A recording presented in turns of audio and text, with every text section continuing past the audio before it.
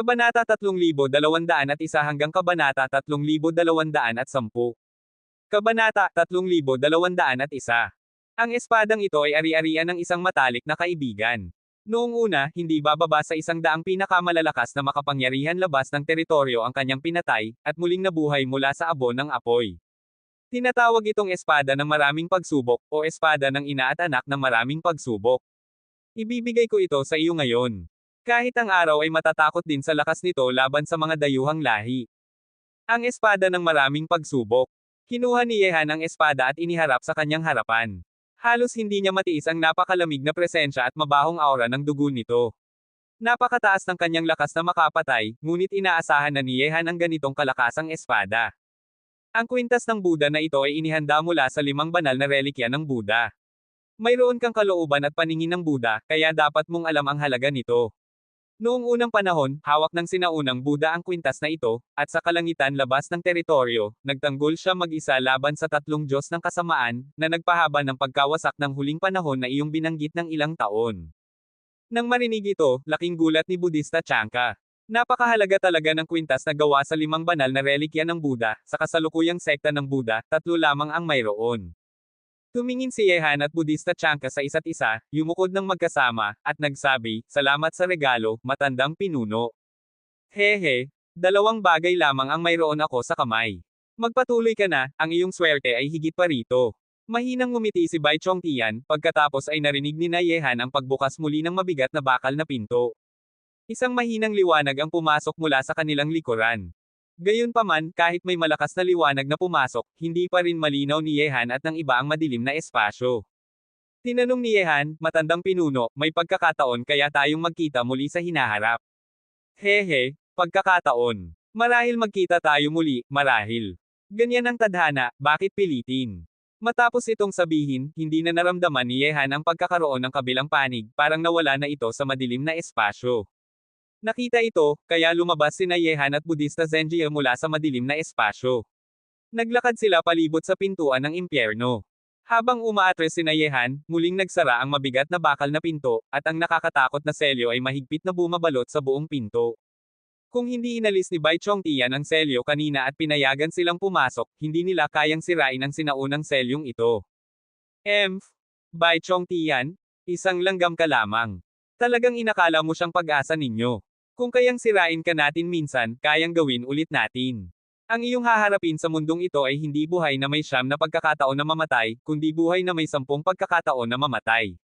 Sa madilim na espasyo, muling lumitaw ang Diyos ng kasamaan. Parang matagal na rin itong hindi nagsalita, kaya hindi nito napigilan ang paglabas ng galit. Kung hindi inaasahang namatay ang apo, paano kayo makakapang-api? Ang dahilan kung bakit ninyo siya inatake kanina ay dahil takot kayong magkaroon ng isang makapangyarihang pinuno sa mundong ito. Sayang, hindi ninyo kayang protektahan ang sarili ninyo, punta kayo sa 81 palapag ng purgatorio at manatili roon sandali. Bai Chongtian. Ang boses ng Diyos ng kasamaan ay puno ng kaba, ngunit unti-unting humina at naglaho sa madilim na espasyo. Sa pinakamataas na palapag ng tore ng bakal, habang naaalala ang eksenang kanilang nakita, parang panaginip lang kay Yehan at Buddhista Zenjia. Sa tila hindi kakaibang pinakamataas na palapag ng tore ng bakal, 2 nakakatakot na makapangyarihan mula sa libu-libong taon na ang nakalipas ang nakaselyo, isa ay nakakulong, ang isa ay kusang loob na nandoon. Doon din nila malayang nalaman ang lihim ng pagkawasak ng huling panahon. Ang dayuhang lahi labas ng kalangitan, isang lahi mula sa ibang larangan, ay patuloy na nagmamasid sa kontinente ng Diyos at demonyo. Hindi tiyak kailan darating ang makapangyarihang dayuhang lahi na ito at magdudulot ng panganib na makakapagwasak sa mundo. Kaibigan Ye, ang lihim ng pagkawasak ng huling panahon at ang balita tungkol sa dayuhang lahi labas ng kalangitan ay dapat nating dalhin sa kontinente ng Diyos at demonyo para ipaalam sa lahat. Kung hindi, kapag dumating ang mga dayuhang ito sa hinaharap, mahirap labanan ng kontinente ng Diyos at demonyo ang kanilang lakas, sabi ni Buddhista Zenjia kay Yehan. Tumango si Yehan, "Maghanda tayo muna para hindi tayo magulat kapag dumating ang malaking panganib." Ngunit sinabi ng matandang pinuno na darating ang panganib sooner or later, at depende rin ito sa atin. Alam mo ba ang ibig sabihin nito? Parang kailangan nating pumasok sa templo ng tadhana para malaman pa. Ang templo ng tadhana ay makakapasok lamang pagkatapos makapasok sa 12 lugar, sabi ni Buddhista Zenjia. Kaibigan Ye, sinabi ng matandang pinuno na ang iyong katawan ay bihira sa mundo, at kapag dumating ang panganib sa hinaharap, ikaw ang magiging pinuno. Ano sa palagay mo ang ibig sabihin nito? Ikensong Jia ni Yehan at hindi sumagot. Hindi niya sasabihin kay Budista Zenjia ang tungkol sa kanyang pagiging may kaloob na katawan ng lahat. Nakita ito, kaya hindi na ipinagpatuloy ni Budista Chanka ang tanong. Sandali siyang tumigil at nagsabi, "Salamat sa iyong tulong kanina, kaibigan Ye. Tandaan ko ito hanggang sa huli." Sabi ni Yehan, "Kahit hindi ako tumulong, hindi tatalikod ang matandang pinuno. Siya ang tunay na nagligtas sa atin." Tumingin si Budista Chanke kay Yehan ng may malalim na kahulugan. Sa kanyang kalooban at paningin bilang Buddha, naramdaman niyang hindi simple si Yehan, hindi lamang sa kanyang nakakatakot na lakas, kundi rin sa kanyang mahiwagang presensya na may pakiramdam ng misyon. Kung hindi narito si Yehan ngayon, paano magbubukas ang selyo ng kusa? Kung hindi nila pinasukan ang madilim na lugar, paano nila malalaman ang lihim tungkol sa pagkawasak ng huling panahon? Paano nila malalaman ang impormasyon tungkol sa dayuhang lahi labas ng kalangitan? Paano nila makukuha ang dalawang napakalakas na sinaunang kayamanan? Lahat ng ito ay hindi mabubuo ng walang si Yehan, dahil sa kanyang pagdating, lahat ng ito ang nangyari. 79 na langit, ika-81 na antas ng purgatorio.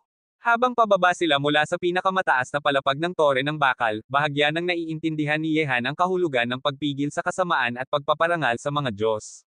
Ang tore ng bakal na ito ay may 180 palapag, mula sa ika-79 na palapag pataas ay katabi ng walang hanggang kawalan, samantalang mula sa ika-81 palapag pababa ay sinusuportahan ng makapal na lupa. Kabanata 3202. Ang bawat isa sa 79 na palapag ay gumagamit ng lakas ng langit para pigilan ang Diyos ng kasamaan, habang ang ika-81 na palapag ay gumagamit ng lakas ng lupa para ikulong ito. Si Bai Chong Tian ay kusang loob na nandoon din. Para sa Diyos ng kasamaan na makatakas, walang alinlangan na mas mahirap ito kaysa tumungo sa langit.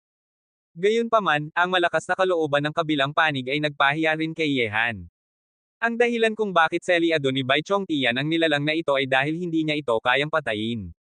Pagkatapos niyang iselyo, nag-alala siyang baka makatakas ang Diyos ng kasamaan at magdulot ng hindi matatawarang pinsala sa mundo, kaya't seliado rin niya ang sarili para bantayan ang nilalang na ito sa loob ng libu-libong taon. Matandang lalaki, narinig mo ang sinabi ng matandang pinuno kanina. Ano sa palagay mo tungkol dito? Nakipag-usap si Yehan kay Suzuko sa kanyang isip. Nang marinig ito, sabi ni Suzuko, ang taong ito ay tunay na may kalooban para sa mundo. Noong huling panahon, habang hinaharap ang pagsalakay ng dayuhang lahi, malinaw na gaano sila nagkakaisa. Ngayon, alam na natin ang lihim ng pagkawasak ng huling panahon, kailangan nating mag-ingat. Sayang lamang na kailangan ng mas maraming tao na malaman ang lihim na ito para maniwala sila. Kung hindi, batay sa kasalukuyang sitwasyon sa kontinente ng Diyos at demonyo, mahirap silang magkakaisa. Kapag muling binuksan ang lungsod ng tadhana at ang lahat ng henyo na pumasok doon ay bumalik sa kontinente, oras na rin para magsimula ang digmaan ng apat na lahi. Nagkunot ang noo ni Yehan.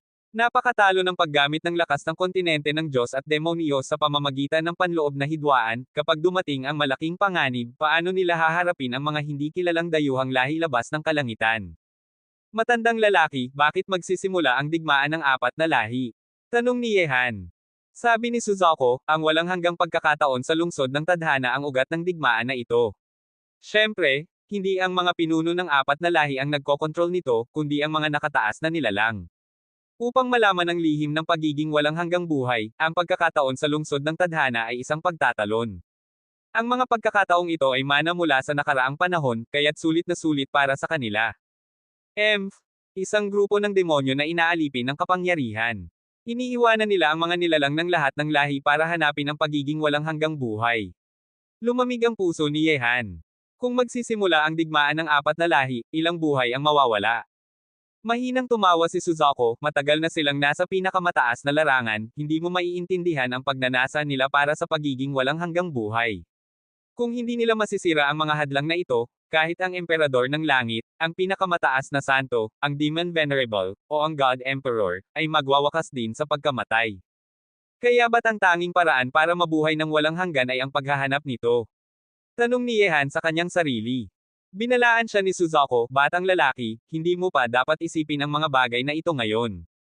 Kapag umalis ka sa lungsod ng tadhana, haharapin mo ang malaking panganib. Kaya't isipin mo muna ang sarili mo. Sinusubukan ko lang kung makakalusot ako. Sabi ni Yehan. Matandang lalaki, gaano mo alam ang tungkol sa templo ng tadhana? Ayon sa matandang pinuno, may lugar doon kung saan ang mga sinaunang Diyos at demonyo ay natutulog. Talagang akala mo alam ko ang lahat. Iken-fan ba yan ni Suzaku? Maraming bagay ang hindi ko alam, napakaraming lihim sa lungsod ng tadhana. Bukod pa rito, bakit ka nagmamadali? Kapag pumasok ka na sa ikalabindalawa na lugar, malinaw na ang lahat tungkol sa templo ng tadhana, hindi ba? Tanong ito ni Yehan dahil sa kanyang pagkaintriga, ano ang kahulugan ng lugar kung saan natutulog ang mga sinaunang Diyos at demonyo sa templo ng tadhana? Mayroon bang tunay na mga sinaunang Diyos at demonyo na natutulog doon? Hindi alam ni Suzaku, kaya hindi na ipinagpatuloy ni Yehan ang tanong. Habang lumalabas sina Yehan at Budista Zenjia mula sa tore ng bakal, napansin sila ng ilang batang makapangyarihang nilalang mula sa Protoss at Monster Race na nasa paligid. Ang mga tao mula sa Yaozo na nakakita kay Yehan at Budista Chanka na pumasok sa tore ay ipinadala ang balita kay Prinsipe Baxia at sa unang emperador, kaya't alam din nila ito.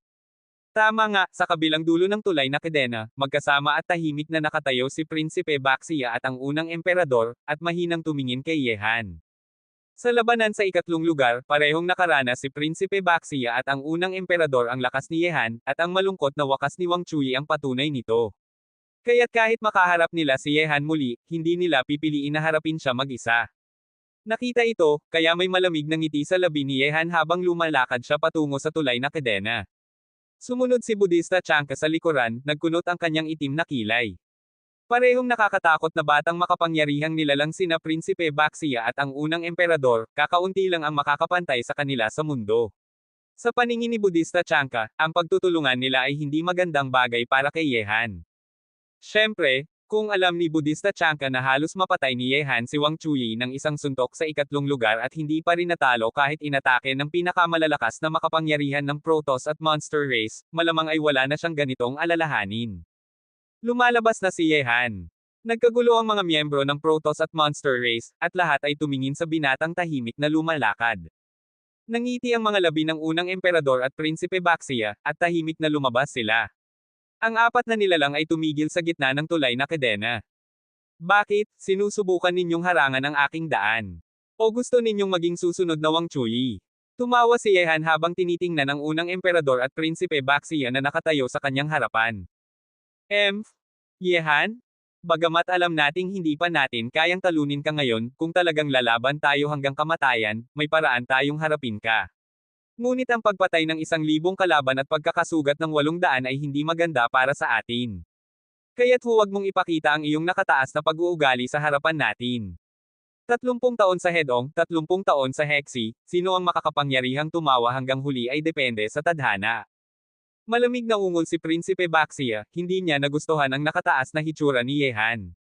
Nangiti si Yehan, ang buhay ko, Yehan, ay hindi kasing halaga ng inyo.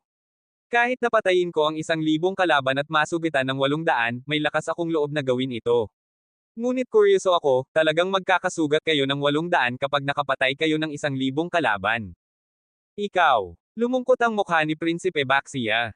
Tahimik na sabi ng unang emperador, nagtatagumpay ka sa maliitong bagay, hindi ito parang ikaw, Yehan. Hindi tayo narito ngayon para makasakit sa iyo. Narinig namin na pumasok ka sa pinakamataas na palapag ng tore ng bakal, maaari mo bang ikwento sa amin ang nangyari doon? Nang marinig ito, malakas na tumawa si Yehan, kung may kakayahan kayo, malalaman ninyo rin kapag pumasok kayo doon. Bakit ko kailangang ikwento sa inyo ang aking karanasan na halos mamatay?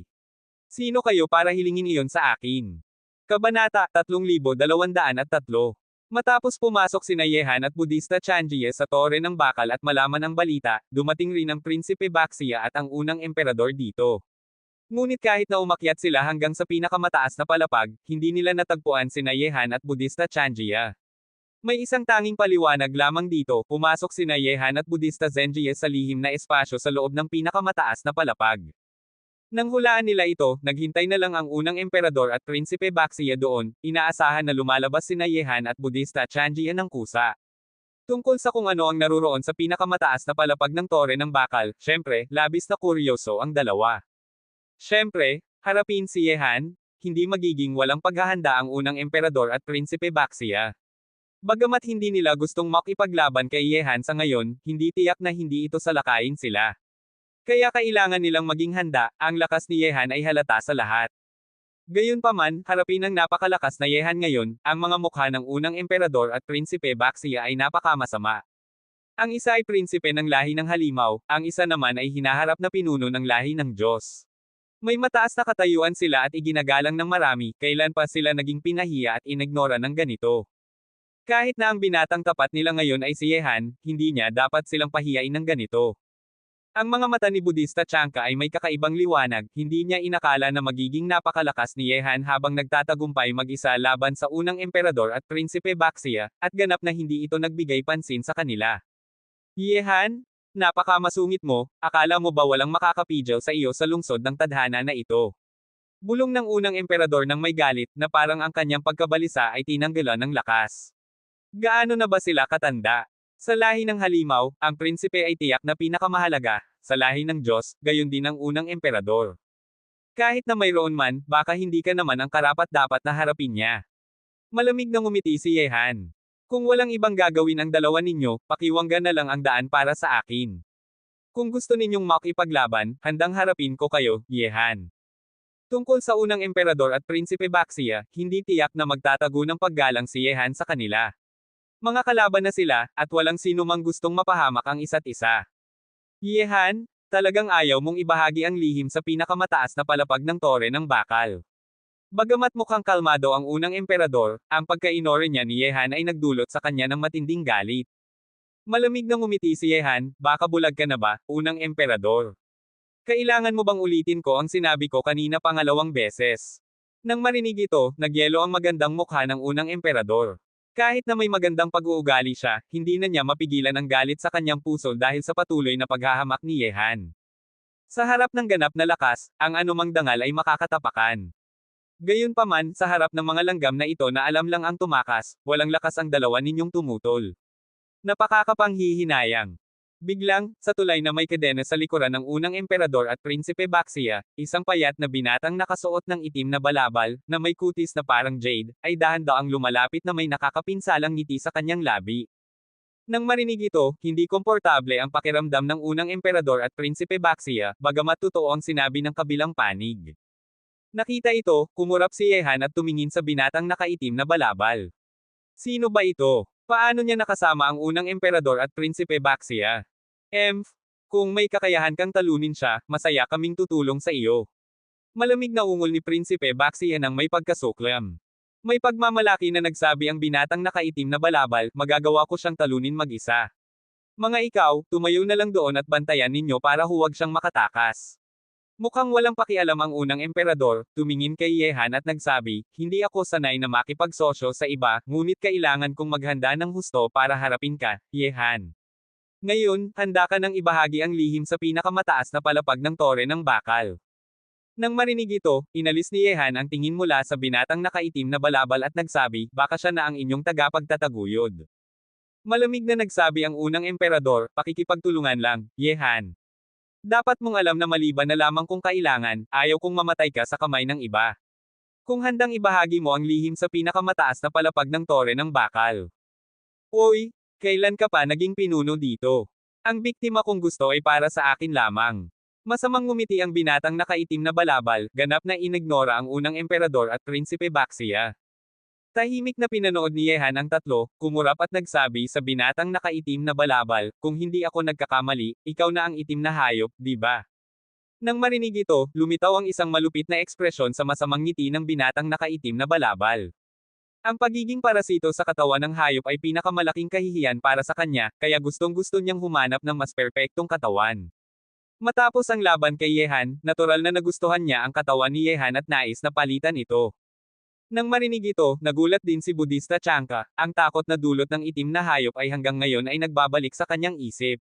Mga langgam, kainin ko ang inyong kaluluwa hanggang sa wala na, para hindi na kayo makapag-reinkarnasyon. Malupit at masama ang binatang nakaitim na balabal, at mga alon ng napakasamang lakas ang lumalabas mula sa kanyang katawan. Habang lumalapit siya, ang masamang lakas ay nagdulot ng takot sa unang emperador at prinsipe Baxia. Sino ba talaga ito? Seryosong tanong ni Prinsipe Baxia. Ang itim na hayop ay kusang loob na lumapit sa kanila. Dahil may parehong layunin sila, hindi tinanggihan ng unang emperador at prinsipe Baxia ang paglahok ng binatang nakaitim na balabal, ngunit ang lakas nito ay talagang napakalakas, isang suntok pa lang ay natalo na nito ang pinakamahalagang general. Makinis na kumurap ang unang emperador at hindi nagsalita. Ang target ng binatang nakaitim na balabal ay si Yehan, na walang kinalaman sa kanila sa ngayon. Ito rin ay magandang pagkakataon para malaman nila ang tunay na lakas ng mahiwagang binatang ito sa pamamagitan ng laban na ito. Isang labi lang na muling nabuhay sa katawan ng hayop ay may lakas pang magsalita ng ganito. Kahit na hindi mo ako hahanapin, papatayin kita. Ungol ni Yehan. Kung ang kaluluwa ng itim na hayop ay mula rin sa nakaraang panahon, para kay Yehan ay magiging isang buhay na kayamanan ng kaalaman ang kanyang pagkakaroon. Hindi mo malalampasan ang lakas ko, Yehan. Ang aking kaluluwa ay nakaligtas sa libu-libong taon ng pagsubok, ang iyong katawan ay magiging aking bagong tahanan. Sigaw ng binatang nakaitim na balabal habang ang kanyang katawan ay lumalaki, at ang mga talim ng kadiliman ay lumalabas mula sa kanyang mga daliri. Nang makita ito, tumingin si Budista Chanka kay Yehan ng may pag-aalala, ngunit nakita niyang walang takot sa mga mata nito, sa halip, may kagalakan na parang naghihintay ng ganitong pagkakataon. Kung ganyan ang kaso, hayaan mong patunayan mo ang lakas mo. Sagot ni Yehan, at ang lakas ng espada ng maraming pagsubok ay biglang lumitaw sa kanyang palad, ang napakalamig na presensya nito ay nagpalamig sa paligid. Ang unang emperador at prinsipe Baxia ay umatras ng kaunti, naghihintay ng simula ng laban na magtutukoy kung sino ang mas malakas sa pagitan ni Yehan at ng itim na hayop. Kabanata 3204. Mga sampay na langgam, tila marami talaga kayong alam. Kung ganyan, ibigay ninyo ang inyong perpektong katawan, ito na ang akin. Ang binatang nakaitim na balabal ay masamang tinitigan si Yehan ng may pagnanasa. Sa perpektong katawang ito, hindi lamang niya makakamit ang pinakamataas na lakas kundi pati na rin ay magpapatuloy pa sa pagpapalakas nito. Sa sandaling iyon, labis na natakot si Budista Chanka. Ang Heijiao na ito ay isang labi ng kaluluwa na muling nabuhay matapos ang pagkamatay, kahit ang unang emperador at prinsipe Baxia ay hindi inakala ito. Isa siyang nakakatakot na matandang halimaw noong buhay pa siya. May mas magandang lugar ako para sa iyo, bakit hindi ka doon tumira habang buhay? Lumakad si Yehan palabas. Ang labi ng kaluluwa na nakatira sa katawan ni Heijiao ay kanyang nakakulong na, at ang palasyo ng kaluluwa ang pinakamainam na lugar para dito. Noong huling pagkakataon na harapin ni Yehan ang higanteng may tatlong mata, plano niyang ikulong ang kaluluwa nito sa palasyo ng kaluluwa, ngunit ang higanti ay may kumpletong katawan at mahusay sa lakas ng kaluluwa, kaya mahirap itong ikulong doon. Gayunpaman, ang labi ng kaluluwa sa katawan ni Heijiao ay walang ganitong kakayahan. Bagamat mas malakas si Heijiao kaysa sa higanteng may tatlong mata, paano niya malalampasan ang lakas ng kaluluwa nito? Ang kalaban ay isang simpleng labi ng kaluluwa lamang.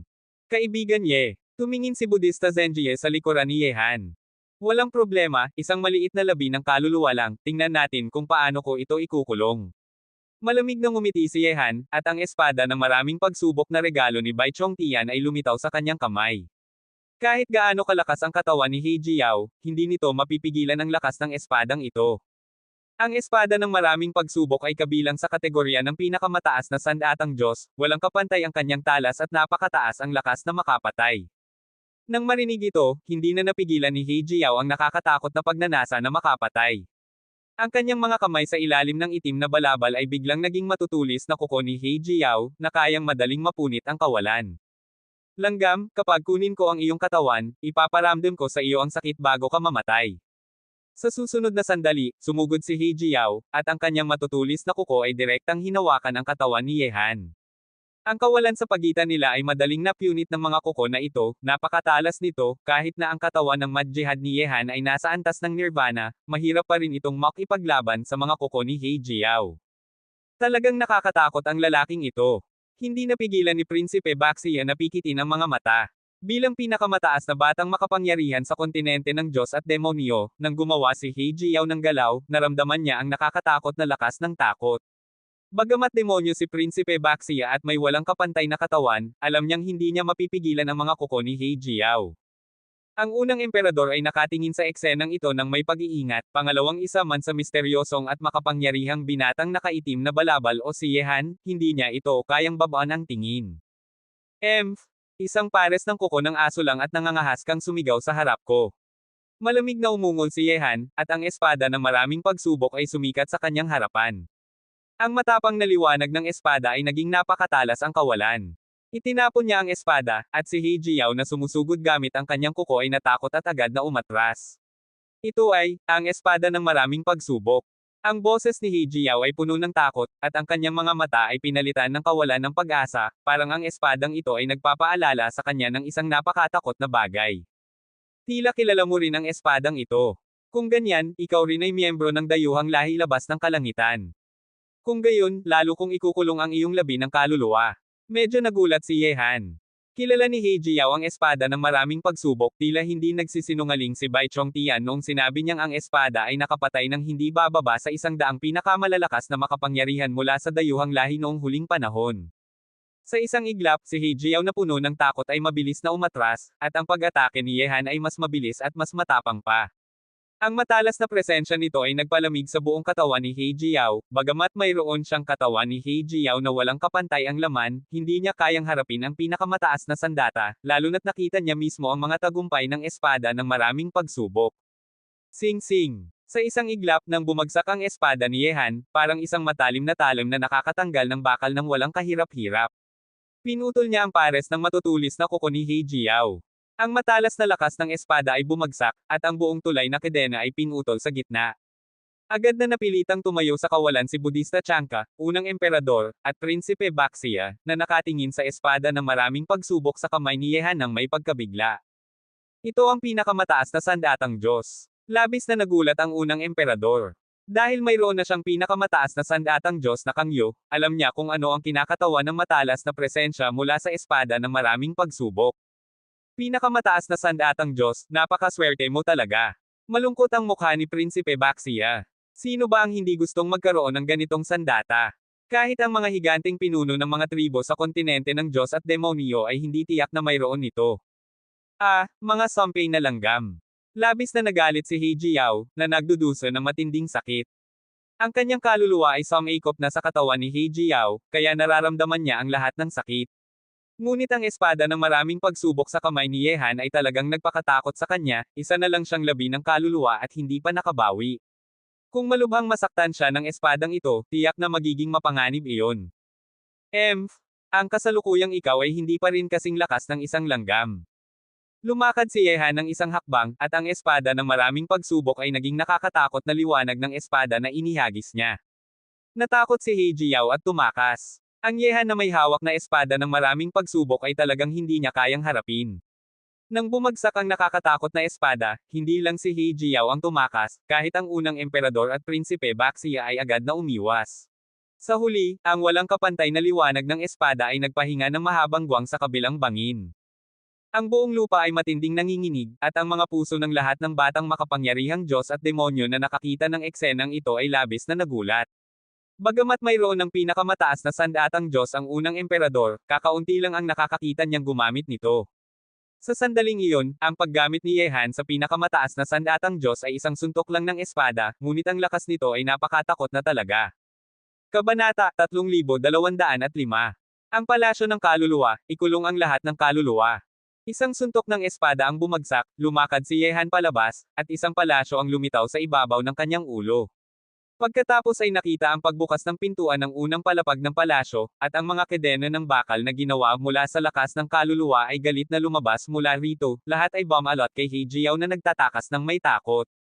Sa isang iglap, ang katawan ni He Jiao ay ikinulong ng mga kedena ng bakal na ginawa mula sa lakas ng kaluluwa, na naging dahilan para magbago siya sa kanyang tunay na anyo. Isang malaking He Jiao ang lumilipad ng mabilis sa ibabaw ng kawalan, na sumisigaw ng may takot, ang kanyang sigaw ay napakalakas na nakakapinsala sa pandinig. Ikulong ang kaluluwa. Malakas na sigaw ni Yehan. Ang mga kedena ng bakal na nakabalot sa katawan ni He Jiao ay parang makamandag na ahas, lahat ay pumasok sa kanyang isip, na ikinulong ang kanyang kaluluwa. Walang hiya, tumigil ka na. Ang hari ng kasamaan na ito ay sumusuko na. Labis na natakot si He Jiao. Sa sandaling iyon, ang kanyang labi ng kaluluwa ay ikinulong ng mga kedena ng bakal at malapit nang umalis sa katawan ni He Jiao, isang sakit na parang tusol ang dumating mula sa kanyang lakas ng kaluluwa. May karapatan ka bang sumuko? Lumabas ka. Walang emosyon ang mukha ni Yehan.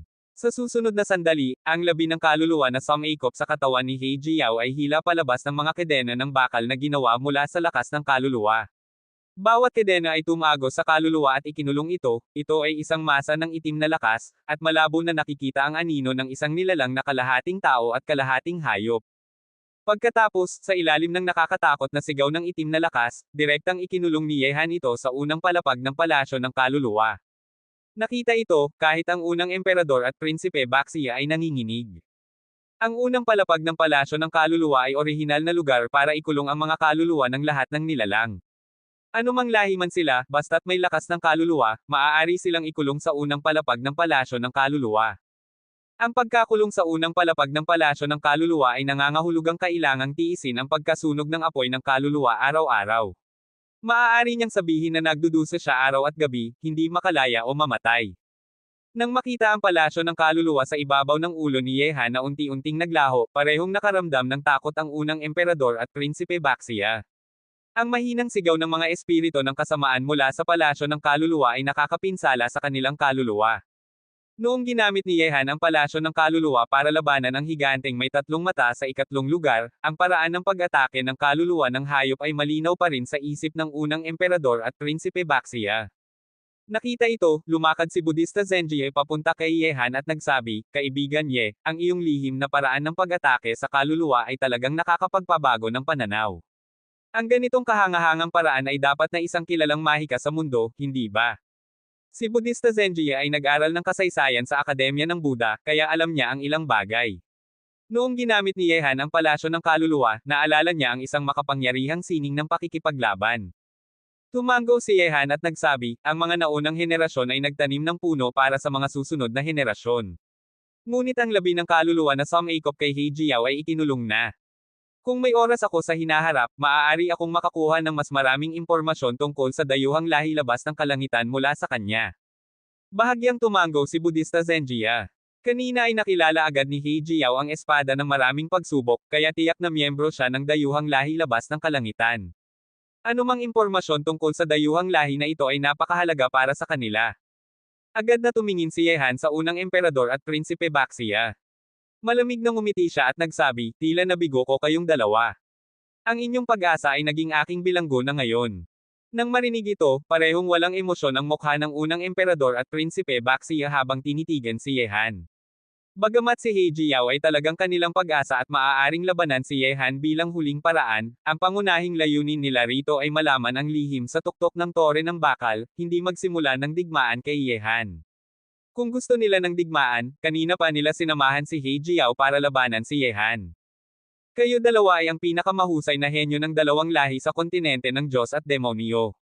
Para sa hinaharap ng kontinente, hindi dapat itago ang lihim sa tuktok ng tore ng bakal, ngunit hindi dapat kayong makipagsosyo sa dayuhang lahi labas ng kalangitan, sabi ni Budista Zenji habang tumayo at tinitigan ang dalawa. Isang makapangyarihang dayuhang lahi ang nakaselyo sa tuktok ng tore ng bakal, pati na rin ang isang ninuno mula sa nakaraang panahon. Ang dayuhang lahi na ito ang dahilan ng pagkawasak ng huling panahon. Nagmamasid sila sa kontinente ng Diyos at demonyo at maaaring bumalik anumang oras. Sa oras na iyon, ang ating kontinente ay haharap sa malaking panganib.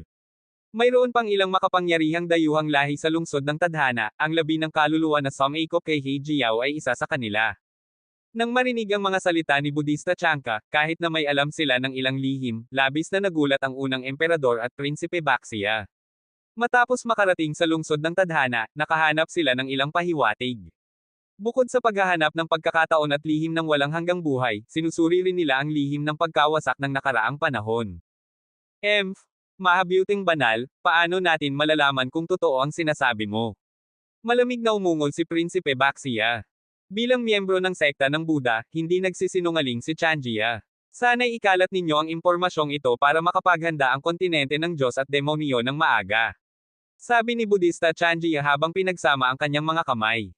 Kung ganyan, salamat sa impormasyon, mahabuting banal. Ang aking lahi ng Diyos ay magsasaliksik pa tungkol dito. Matapos itong sabihin, malalim na tinitigan ni unang emperador si Yehan, pagkatapos ay umalis nang hindi tumingin pa, hindi pa rin niya tiyak ang lakas ni Yehan. Nakita ito, umalis din si Prinsipe Baxia kasama ang mga tao ng lahi ng demonyo. Hindi pinigilan ni Yehan sila. Kung susubukan niyang patayin ang unang emperador o prinsipe Baxia rito, ang mga batang makapangyarihang tao mula sa lahi ng Diyos at demonyo ay magtatalo ng sama-sama sa kanya, at magkakaroon siya ng matinding laban. Bukod pa rito, kahit na magpupursigi si Yehan para patayin ang unang emperador o prinsipe Baxia, maaari niyang magawa, ngunit hindi niya ito magagawa ngayon. Ang buhay ng unang emperador at prinsipe Baxia ay kailangang iligtas muna, kahit na mamamatay sila, hindi dapat sa kamay ni Yehan sa lungsod ng tadhana. Hindi naman ayaw ni Yehan na patayin sila. Kung mamamatay sila sa kanyang kamay, pagkatapos niyang umalis sa lungsod ng tadhana, tiyak na haharapin niya ang galit ng lahi ng Diyos at demonyo, at magkakaroon siya ng malaking panganib. Hindi angkop na ganap na makipaglaban sa ibang lahi sa panahong ito. Kabanata 3206. Benefactor Ye, hindi ko alam kung saan ka pupunta ngayon. Maaari mo bang isama si Zenjie? Tanong ni Buddha Chanjia habang nakatitig sa tagiliran ng mukha ni Yehan. Pagkarinig nito, nagulat si Yehan at tumingin sa babaeng Buddha na si Zenjia, saka ngumiti at nagsabi, napakalakas ng dakilang santa, kung nasa tabi ko siya, hindi ba siya matatakot na parang tupang nahulog sa bibig ng tigre? Sumagot si Buddha Chanka, hindi tupa si Chanka, at hindi rin si Yeshizo ay isang tigre na kumakain ng tao. Kung ikukumpara sa buong lungsod ng tadhana, sa palagay ko'y wala nang mas ligtas pa kaysa ang manatili sa tabi ni Yeshizo. Ngumiti si Yehan at sinabi, hindi rin sigurado. Hindi ako si Liu Zaiwi na kayang manatiling kalmado sa harap ng isang mapagmataas at napakagandang babae gaya ng dakilang santa. Baka magkamali rin ako. Sino si Liu Zaiwi? Napakalakas ba niya? Mausisang tanong ni Zenjia Buddha. Pagkarinig nito, agad na umikot ang mga mata ni Yehan at sinabi, kung gusto mong sumunod, sumunod ka. Pero kapag sumakay ka sa barko ng magnanakaw na ito, mahihirapan ka ng bumaba, dakilang santa. Mas mabuti pang pag-isipan mo muna ito ng mabuti. Diretsong umalis si Yehan. Habang pinagmamasdan ang kanyang likuran, naging kakaiba ang tingin sa mga mata ni Zenjia Buddha, na tila may hindi nakikitang liwanag. Pagkatapos nito, sinundan niya si Yehan. Kung ano man ang nasa isip ni Zenjia Buddha, marahil siya lamang ang nakakaalam nito sa ngayon. Nang umalis si Yehan, natural na nais niyang hanapin sina Yeching at Ao Zishuan at dalhin ang mga ito sa kanyang tabi upang masigurado ang kanyang loob. Nais sumunod ni Buddha Chanka, at hindi siya tinanggihan ni Yehan. Kahit na hindi niya gaanong sineryoso ang mga salitang pampalakas loob ng malaking pinuno ng lahi ng tao, may isang bagay tungkol kay Buddha Chanka na talagang kailangan ni Yehan. Ang Soul Gathering Stone ay isang napakahalagang bagay para sa muling pagkabuhay ng baliw na G. Dahil kusang loob na sumunod si Buddha Chanka, iniisip na ni Yehan kung kailan niya maililinlang ang kabilang panig upang makuha ang Soul Gathering Stone nito. Habang tinitingnan ang puting buhok at puting damit na babaeng Buddha na si Zenjie sa kanyang tabi, hindi maiwasang isipin ni Yehan na ito nga ay isang pambihira at di mapigil ang kagandahan sa mundo. Kung may listahan man ng mga pinakamagandang babae sa mundo, tiyak na kabilang sa nangungunang tatlo ang babaeng Buddha na si Chanka, ang Heavenly Burial, at ang anak ng reinkarnasyon. Gayunpaman, sa kasalukuyang puntos ng life ring ni Yehan, hindi lang teleportasyon patungo kina Yeching at Ao Zishuan ang mahirap, maging ang pagpapalit ng mapa gamit ang life ring ay medyo delikado na rin. Sa ngayon, ang puntos ng life ring ni Yehan ay 30 milyon. Kapag ginamit niya ito sa pagpapalit, tiyak na bababa ito sa mahigit 20 milyon. Kapag nangyari iyon, maaari siyang maipadala pabalik sa ikatlong sona. Kaya bago mangyari iyon, kailangan munang pataasin ni Yehan ang kanyang life ring. Tanging sapat na puntos lamang ang magpapahintulot sa kanya na malayang gumalaw sa ika-4 na sona. Bukod dito, kabilang sa mga naghahanap ng mga hindi pa natutuklasang lugar sa ika-4 na sona, sina Shu Chaoj, Tiandao Mountain, at Chen Yido ay nagpadala na ng mensahe kay Yehan na nakahanap sila ng dalawang hindi kilalang lugar sa sonang ito. Sa makatuwid, kailangang i-upgrade ni Yehan ang kanyang life ring sa lalong madaling panahon, at pagkatapos makuha sina Yeching at Ao Zishuan, agad siyang tatanggo sa dalawang lugar na iyon upang buksan ang mga misteryosong puok. Natural, ang pinakamabilis na paraan upang mapataas ang life ring ay ang agawin ang life ring ng iba. Dahil dito, sa kasamaang palad, ang mga batang malalakas ng lahing Diyos at lahing halimaw sa paligid ay naging mga target ni Yehan. Sa loob lamang ng kalahating araw, ang life ring ni Yehan ay umabot na sa 37 milyong puntos, matapos niyang patayin ang mahigit 12 miyembro ng mga Diyos at halimaw. Sa kabila nito, hindi lumabas ang prinsipeng Baxia at ang unang emperador upang pigilan ito, at ang buong lahi ng halimaw at Diyos ay napilitang manatiling tahimik sa matinding hinanakit. 37 milyon, sapat na ang life ring na ito. Sabi ni Yehan. Hindi nagtagal, dinala ni Yehan ang babaeng Buddha na si Zenjie sa pinakamalapit na altar ng tadhana. Matapos magpalit ng mapa, agad siyang ipinadala kina Yeqing at Ao Zishuan. Nakipag-ugnayan na ang dalawa at kasalukuyang magkasama, kaya't hindi na kinailangan pang hanapin sila ni Yehan ng paisa-isa. Siyempre, sumunod din ang babaeng Buddha na si Chanka. Sa isang bahagi ng kawalan, sabay na lumitaw sina Yehan at ang babaeng Buddha na si Chanka. Hindi kalayuan sa kanila, naghihintay na roon sina Yeqing at Ao Zishuan matapos makatanggap ng balita. Nang makita nilang lumitaw si Yehan, agad silang tumakbo papunta sa kanya. Gayunpaman, ang sabay na paglitaw ng babaeng Buddha na si Chanka kasama ni Yehan ay ikinagulat ng dalawa, ngunit si Yeqing ang unang nakaunawa at tumingin kay Yehan ng may lamang. Mukhang nag-aalala lang tayo sa wala, Sister Yeqing, sabi ni Ao Zishuan habang nakangiwi. Romantiko ang buhay ng isang tao, at napakasaya pa. Nang marinig ito ni Buddha Chanka, nanatiling kalmado ang kanyang mukha at magalang na tumango sa dalawang babae. Ngumiti si Yehan ng alanganin, lumapit at nagsabi, kung ang makaligtas sa bingit ng kamatayan ang tinatawag ninyong romansa, mas gugustuhin ko ng huwag na itong maranasan pa sa buhay na ito. Xiaohan, ano ang nangyari? Bahagyang nagkunot noo si Yeqing, at maging si Ao Zishuan ay tumingin kay Yehan ng may pag-aalala. Sabi ni Yehan, may nakaharap akong isang mahirap na problema, pero nalutas na ito. Pag-uusapan natin mamaya. Halika na, may nakakita na ng isang hindi kilalang lugar. Isang magandang sorpresa ito, at kailangan nating magmadali. Pagkarinig nito, hindi na nagtanong pa sina Yeqing at Ao Zishuan. Gayunpaman, ang presensya ng pambihirang kagandahan na si Buddha Chanka ay nagdulot pa rin kay Ao Zishuan ng pakiramdam ng krisis. Maaaring makipagkumpetensya ang karaniwang mga babae, ngunit sa harap ng ganitong uri ng kagandahan, kakaunti lamang ang makakatanggi. Pagkatapos nito, muling nagtungo sina Yehan at ang iba pa sa altar ng tadhana, at sa pamamagitan nito ay nagtungo sila sa kinaroroonan ni Shu Chaoj at ng iba pa. Sa sandaling iyon, sa isang wasak na lungsod, nakatayo sina Shu Chaoj at ang kanyang mga kasama sa harap ng isang sinaunang altar. Ang altar na ito ay nakatayo sa gitna ng mga guho, at tanging ito lamang ang buo. Nasuri na ito ni Shu Chaoj, at may isang makapangyarihang harang na bumabalot sa altar. Kabanata 3207. Bakit hindi pa dumarating ang lalaking si Yehan?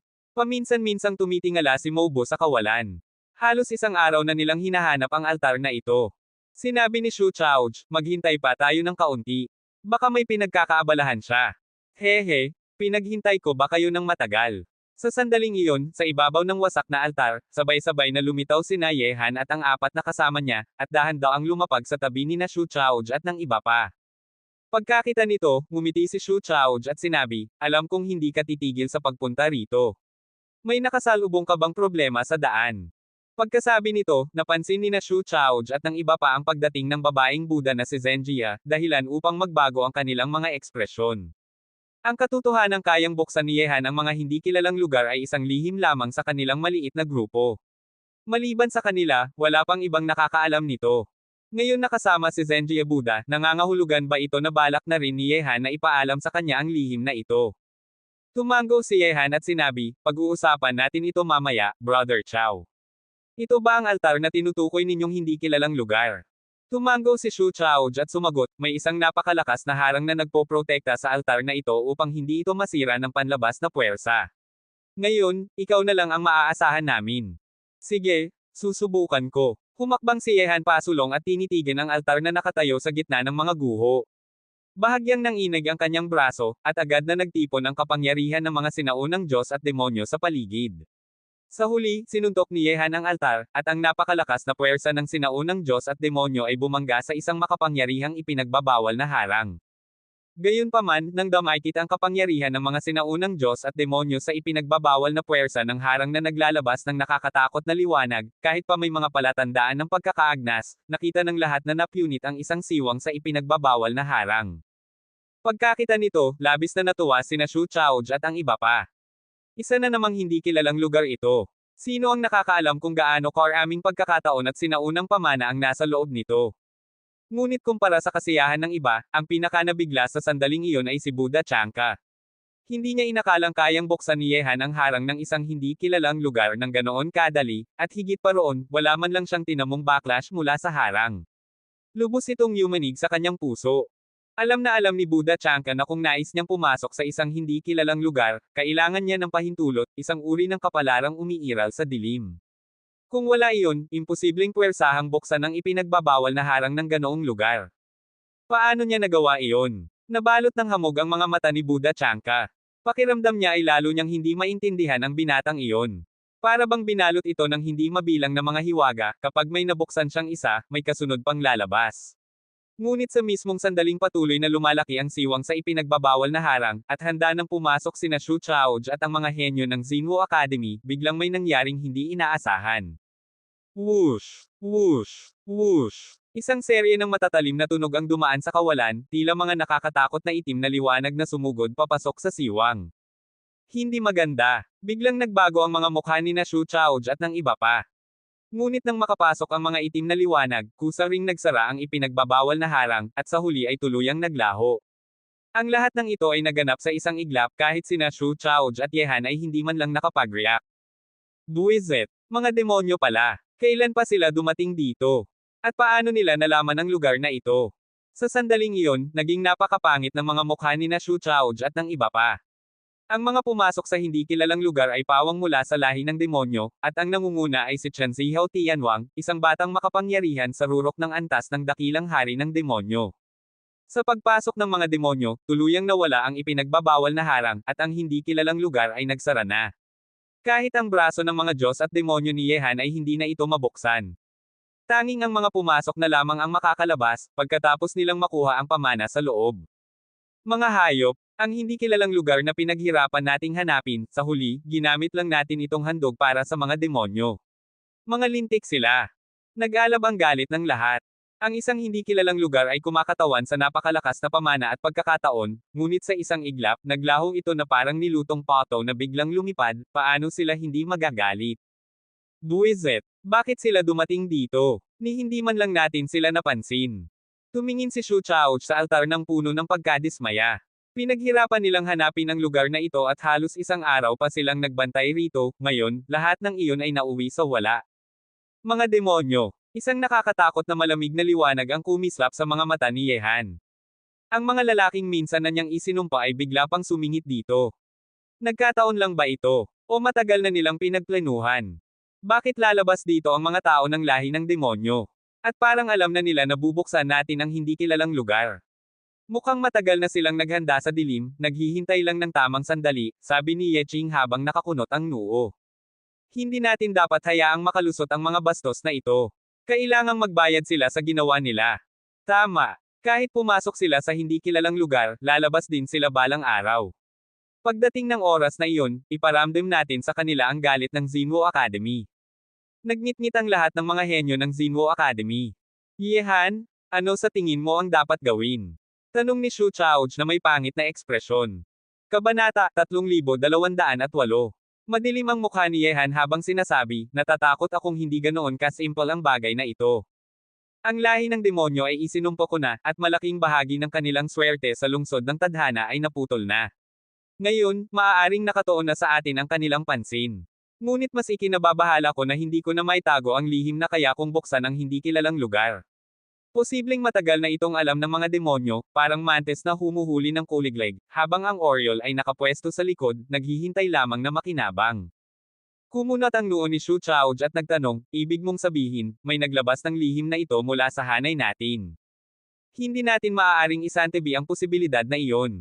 Siyempre, maaari ring nagkataon lang na dumating dito ang mga demonyo at nakita nilang binubuksan ang hindi kilalang lugar, matigas na sabi ni Yehan. Ang sitwasyong ito ay lubhang hindi favorable, ang lihim na kaya niyang buksan ang hindi kilalang lugar ay malamang na mabilis ng kakalat. Kung nagkataon lang iyon, manatili tayo rito at patayin ang mga demonyong iyon. Malamig na sabi ni Shu Chaoj, habang kumikislap ang matinding hangarin sa pagpatay sa kanyang mga mata. Sinabi ni Ye Ching, hindi ganoon katanga ang mga demonyo. Nakapasok na sila sa lungsod ng tadhana, at tiyak na mananatili muna sila roon bago lumabas. Maaaring isang araw, 2 araw, 3 araw, o mas matagal pa. Kaya nilang maghintay, pero tayo, hindi.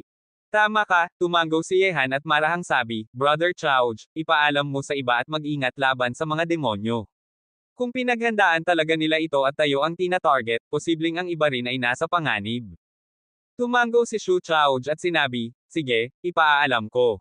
Ang mga bastos na ito ay gustong makinabang na parang mangingisdang nakakuha ng huli ng walang hirap, ngunit kailangang may maiwan dito. Kung ang ibang naghahanap ng hindi kilalang lugar ay hindi tinarget, ibig sabihin nagkataon lang na nasapol tayo ng mga demonyo rito, at ang pagpatay sa iilang iyon ay sisiguro na hindi lalabas sa iba ang ating lihim. Mananatili ako rito at hihintayin si Chen Zihao Tianwang, malamig na sabi ni Ming Shishuan. Sinabi ni Yehan, sige. Brother Chaoj, ipagpatuloy ninyo ang paghahanap ng mga hindi kilalang lugar, ngunit sa pagkakataong ito, maging mas maingat kayo. Pupunta ako kay Chen Yi at titingnan kung may pagbabago sa lugar nila. Pagkatapos nito, nanatili si Ming Shishuan kasama ang ilang batang eksperto ng Xinwu Academy, habang pinangunahan ni Shu Chaoj ang iba pa upang ipagpatuloy ang paghahanap ng mga hindi kilalang lugar. Kung sasayangin nila ang oras dito, lalo lamang liliit ang tsansang makahanap pa ng iba.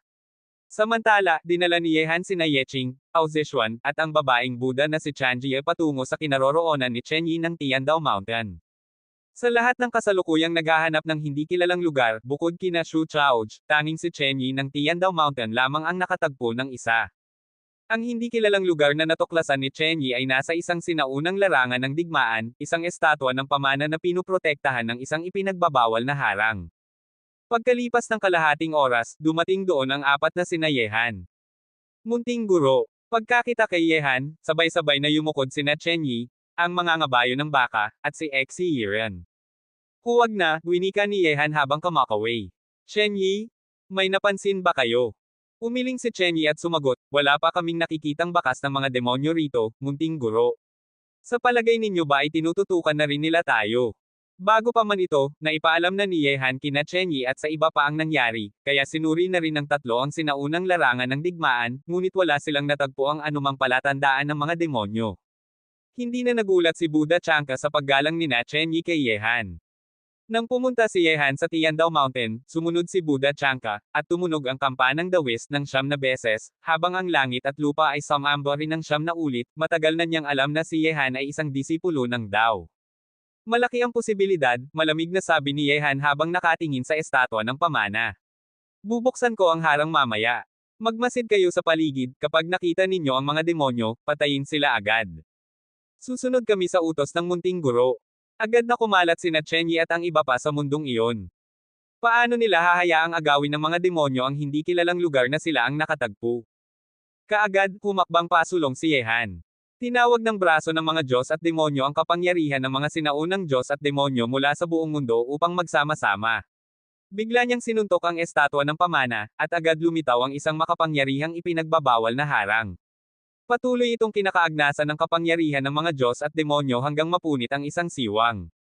Matapos gawin ang lahat ng ito, lumingon si Yehan at sinuri ang buong paligid. Sa sandaling iyon, binabantayan ni Chen Yi at ng iba pa ang tatlong direksyon, habang nagbabantay rin sina Yeching at ang iba. Tunay ngang walang anumang kakaibang kilos sa mundong iyon. Pumasok na. Ikinaway ni Yehan ang kanyang kamay, at walang pag-aatubiling pumasok sina Chen Yi at ang iba pa sa hindi kilalang lugar. Nang magsara ang pasukan, ginamit ni Yehan ang kanyang malinaw na paningin upang suriin ang paligid. Di nagtagal, isang napakalamig na aura ang bumuga mula sa kanyang katawan, dahil may mga taong nasa 10 milya ang layo. Ang lahi ng demonyo ay naroon sa malayo, at ang nangunguna ay walang iba kundi ang Chen Zihao Tianwang na minsan nang humarap kay Yehan ng direkta. Ngunit bago iyon, ni hindi man lang naramdaman ni Yehan ang presensya ng lahi ng demonyo. Sigurado nga, mga demonyo sila. Napakalamig ng aura ni Yehan. Kahit hindi pa kumikilos ang mga demonyo nang buksan ang hindi kilalang lugar kanina, alam niyang tiyak na sila ang may balak. Sa ganitong sitwasyon, malamang na ang hindi kilalang lugar na kakabukas pa lamang ay muli na namang magiging handog para sa mga demonyo. Kabanata 3209. Ngunit anong paraan ang ginamit ng mga demonyo upang itago ang kanilang demon aura? Hindi lamang sina Chen Yi at ang iba pa ang walang naramdamang presensya ng lahi ng demonyo kanina, kahit si Yehan ay ganoon din. Kung hindi ginamit ni Yehan ang kanyang clairvoyance upang magsiyasat at maalarma ang hari ng lihim na lugar, kahit siya ay hindi nila mahahanap, dahil ganap na silang nakapagtago sa paligid. May mga demonyo rito. Isang malamig na liwanag ang kumislap sa magagandang mata ni Yeching. Tumango si Yehan at sinabi, matapos kong maalarma ang mga iyon, umatras na ang grupong iyon. Pero hindi na natin kailangang maghinala, malinaw na tina-target na ng mga demonyo ang grupo natin. Mukhang ang lihim na kaya kung magbukas ng mga hindi kilalang lugar ay nalaman na nila. Kaya may isang tao sa atin na nagbunyag ng lihim na ito sa mga demonyo, malamig na sabi ni Ao Zishuan habang kumikislap ang kanyang mga mata. Iyan na lamang ang tanging paliwanag. Kumikislap ang nakamamatay na hangarin sa mga mata ni Yehan. Kapag tuluyang nabunyag ang lihim na kaya niyang magbukas ng hindi kilalang lugar, tiyak na malalaman ito ng mga demonyo, at kalaunan, pati ng mga Diyos at mga halimaw. Maging ang heavenly burial ay malalaman din ito. Kapag dumating ang panahong iyon, haharap si Yehan at ang kanyang grupo sa napakaraming problema. At si Yehan ay muling magiging isang matamis na target sa paningin ng lahat. Benefactor Ye, yamang pinahintulutan mong makita ni Zenji ang lihim na ito, bakit hindi mo na ipaliwanag ng malinaw? Tanong ni Buddha Chanji habang nakatitig kay Yehan. Pagkarinig nito, sinabi ni Yehan, banal na dalaga, tulad ng sinabi ko noon, kapag sumakay ka na sa barko ko, hindi na ganoon kadaling bumaba. Sige, helpless na sabi ni Buddha Chanka. Sabihin na nating may isa na namang utang na loob si Chanka kay Master Ye. Matalino, sabi ni Yehan. Totoo, kaya kung buksan ang mga hindi kilalang lugar, lahat ng hindi kilalang lugar sa lungsod ng tadhana. At ang susi sa pagbubukas ng mga ito ay ang braso ng Diyos at demonyo. Kumislap ang magagandang mata ni Buddha Chanka at puno ng pagkabigla niyang sinabi, kaya pala may isang pangkat sa tabi ni Yeshizo na dalubhasa sa paghahanap ng mga hindi kilalang lugar. Kapag nahanap ka nila, kaya mong buksan ang mga ito. Siyempre, sagot ni Yehan habang nakatingin kay Zenji Buddha.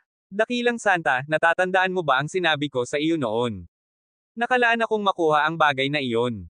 Ang Soul Gathering Stone, walang pagtatakang sagot ni Buddha Chanka.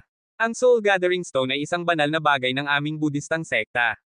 Kung walang pahintulot ng Budistang paaralan, patawarin mo ako, mahirap para kay Zenji na sumang-ayon. Maliban na lamang kung personal na pupunta si Master Ye sa kaharian ng banal na Buddha. Kalmadong sabi ni Yehan, pupunta ako kung may pagkakataon. Hanggang doon, ipagpapalagay kong ipinagkakatiwala ko muna sa banal na dalaga ang bagay na iyon. Nanahimik si Buddha Chanka. Sa kanyang puso, nakabuntong hininga lamang siya. Ang Soul Gathering Stone ay personal na ipinagkaloob sa kanya ng sinaunang Buddha nang umalis siya sa kaharian ng banal na Buddha. Bagamat hindi ipinaliwanag ng sinaunang Buddha ang dahilan, malinaw na kung walang pahintulot nito, wala siyang magagawa. Xiaohan, ngayong sinusundan na tayo ng mga demonyo, ano ang susunod nating gagawin?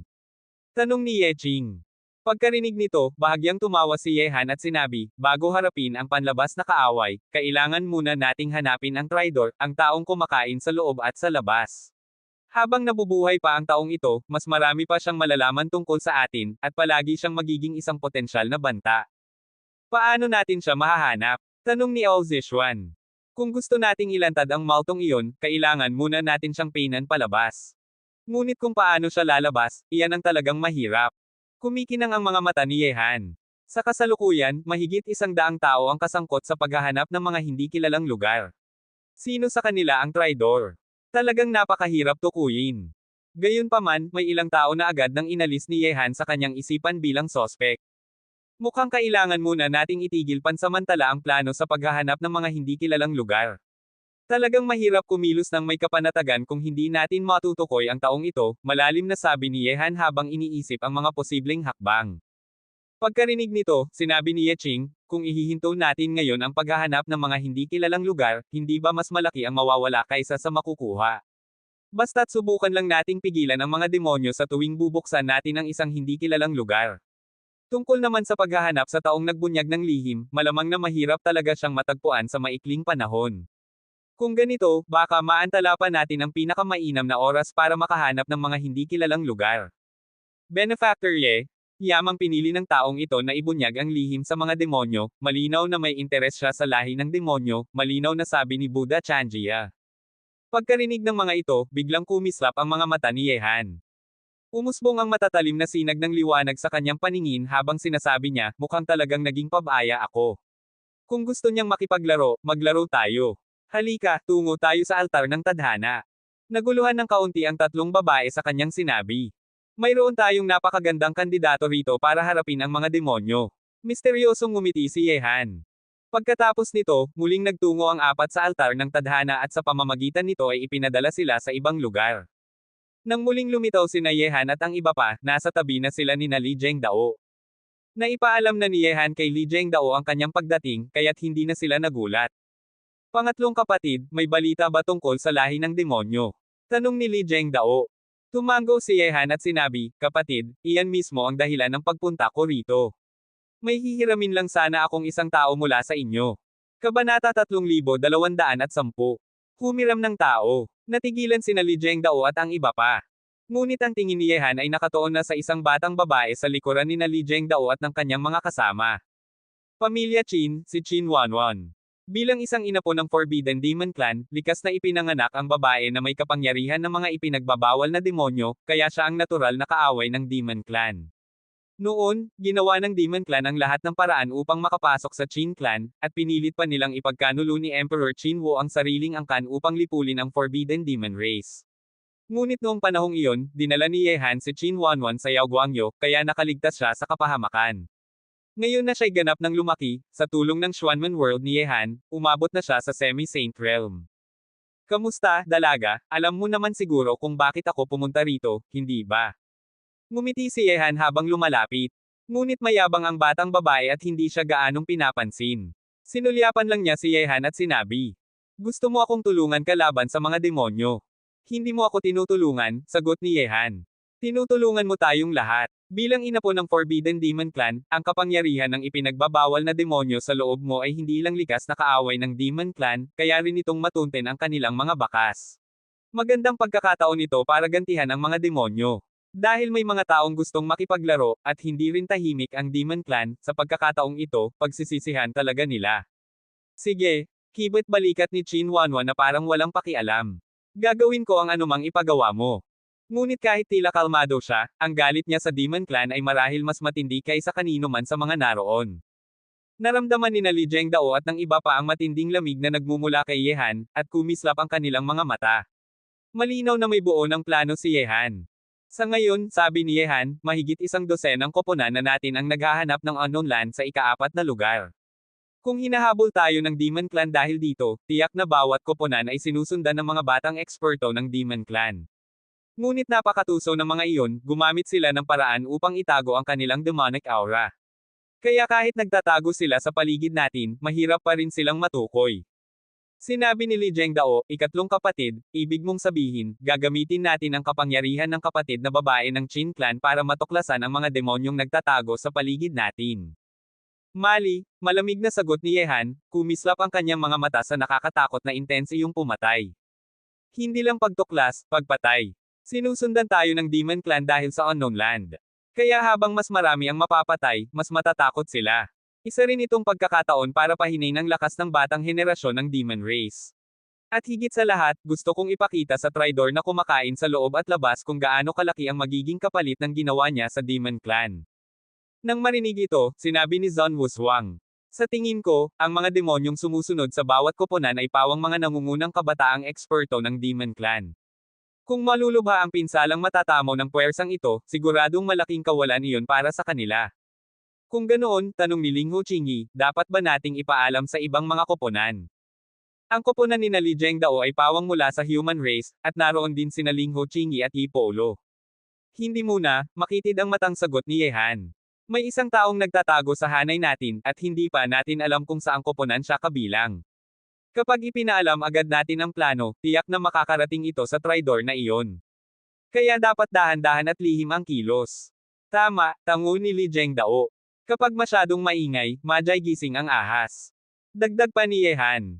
At dapat mabilis. Kailangang masaktan natin ang Demon Clan hanggat maaari bago sila makareaksyon. Sinabi ni Ipolo. Kung ganoon, magsimula tayo sa sarili nating koponan. Kung talagang may mga demonyong nagtatago sa likod natin, nakakainis na may mga matang nakatitig sa atin palagi. Matapos magpasya, nagpatuloy sina Li Zhengdao at ang iba pa sa paghahanap ng unknown land sa ika-4 na lugar. Samantala, lihim na sumunod si Yehan kasama ang 4 na babae mula sa di kalayuan. Kahit si Yehan ay hindi makita ang bakas ng Demon Clan, gumamit sila ng paraan upang takpan ang kanilang demonic aura. Sa ngayon, si Qin Wanwan lamang, ang ina po ng Forbidden Demon Clan, ang maaasahan niya. Kamusta, dalaga? May napansin ka na ba? Tanong ni Yehan habang pinagmamasdan ng batang babaeng patuloy na ginagamit ang kapangyarihan ng ipinagbabawal na mahika sa kawalan. Bilang mga ina po ng Forbidden Demon Clan, may kakaiba silang pagiging sensitibo sa aura ng mga demonyo. Doon. Biglang sumugod si Qin Wanwan, at agad siyang sinundan ni Yehan at ng iba pa. Hindi nagtagal, sa pamumuno ni Qin Wanwan, nakita nila ang mga anino ng mahigit 12 batang eksperto ng Demon Clan. Gayunman, wala silang maramdamang kahit kaunting demonic aura. Kayo nga, malamig na singgal ni Yehan. Ang kanyang malakas na aura ay biglang kumalat sa paligid, agad na inalerto ang higit 12 kabataang demonyo sa di kalayuan. Yehan. Hehe, anong pagkakataon, malamig na ngiti ni Yehan. Mukhang itinadhana talagang magtagpo tayong muli. Ano sa tingin ninyo, maaari pa ba ninyong alisin ang sumpa? Umalis na tayo. Hindi naglakas loob na magtagal ang mga kabataang eksperto ng Demon Clan. Sa kanilang mga mata, si Yehan ay isang nakakatakot na bituin ng kamatayan. Wala silang tsansang mabuhay kung hindi sila tatakas. Palihim na sumusunod, nagnanakaw ng pagkakataon ng iba, at umaasang maliligtas pa. Lumabas ang 4 na babae at hinaranggan ang daraanan ng mga demonyo. Sa harap ng kanilang lakas, madaling pinaslang ang mga kabataang eksperto ng Demon Clan. Siyempre, ang mga fate rings na suot nila ay sinamsam din ni Yehan at ng 4 na babae. Hehe, bahagyang ngumiti si Yehan habang tinitingnan ang Zenji Abuda na nakapatay rin ng 2 demonyo. Narinig ko na ang dakilang santa ay hindi kailanman pumapatay. Hindi ko akalaing darating ang araw na sisirain mo ang panata mo.